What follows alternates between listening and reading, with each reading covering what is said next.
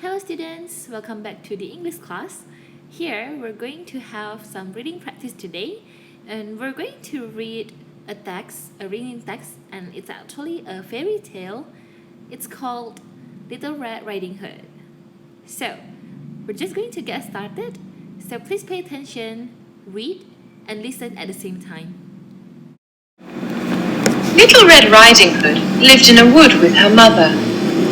One day, Little Red Riding Hood went to see her granny.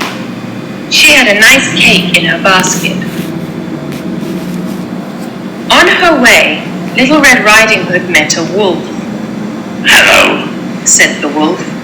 "where are you going?" I'm going to see my grandmother. She lives in a house behind those trees. The wolf ran to Granny's house and ate Granny up. He got into Granny's bed. A little later, Little Red Riding Hood reached the house. She looked at the wolf. Granny, what big eyes you have! "All the better to see you with," Said the wolf. Granny, what big ears you have! "All the better to hear you with," Said the wolf. Granny, what a big nose you have! "All the better to smell you with," Said the wolf. Granny, what big teeth you have! "All the better to eat you with."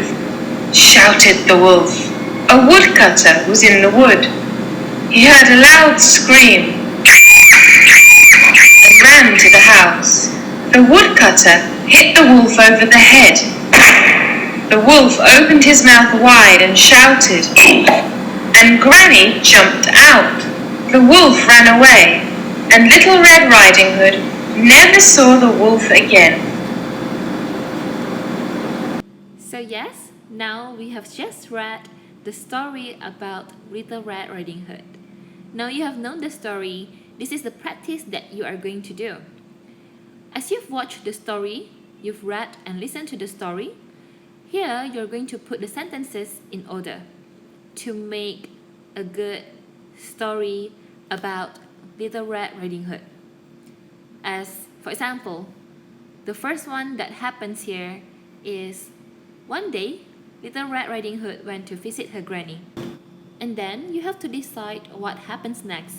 So please arrange them from number 1 until number 7 to make a good summary of Little Red Riding Hood.